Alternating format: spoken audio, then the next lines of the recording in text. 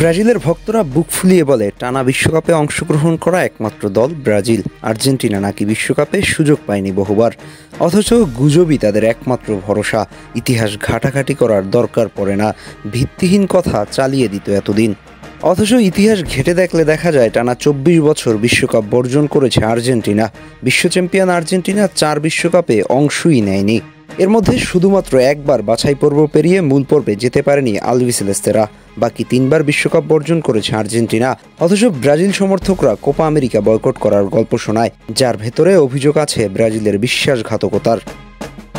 ১৯৩৮ সালে প্রথম বিশ্বকাপ বয়কট করে টিম আর্জেন্টিনা। এর আগে বিশ্বকাপে রানার আপ হয় আর্জেন্টিনা। এরপর ১৯৩৮ সালে ফ্রান্সে আয়োজন করা হয় পরের বিশ্বকাপ, কিন্তু পরপর ইউরোপে দুটি আসর অনুষ্ঠিত হওয়ায় সেবার বিশ্বকাপ বয়কট করে আর্জেন্টিনা।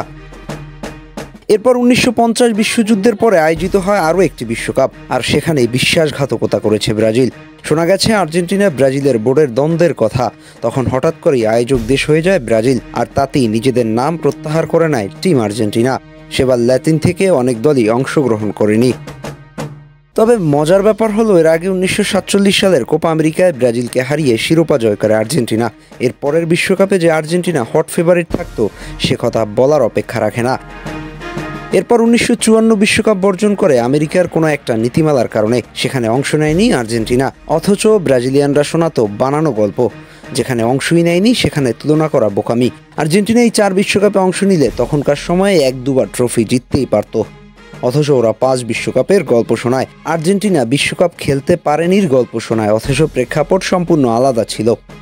আর্জেন্টিনার ৪টি বিশ্বকাপে অনুপস্থিত থাকার পেছনে যে রাজনৈতিক ও কূটনৈতিক টানাপোড়েন ছিল, তা আজও অনেকেই বুঝে ওঠে না, বরং ভুল ব্যাখ্যা দিয়ে গর্বিত ইতিহাসকে মিথ্যা প্রচারণায় ঢেকে দেয়। অথচ বিশ্ব ফুটবলের এক অনন্য অধ্যায় হয়ে থাকতো যদি সেসব বিশ্বকাপে অংশ নিতে পারত আলবিসেলেস্তেরা। তাই পরিসংখ্যানের খেলায় নামার আগে প্রেক্ষাপট বুঝে ইতিহাসের দিকে একবার তাকানো উচিত। যারা নিজেরাই বিশ্বাসঘাতকতার ইতিহাসে ডুবে, তারাই এখন আর্জেন্টিনার অংশগ্রহণ নিয়ে প্রশ্ন তোলে।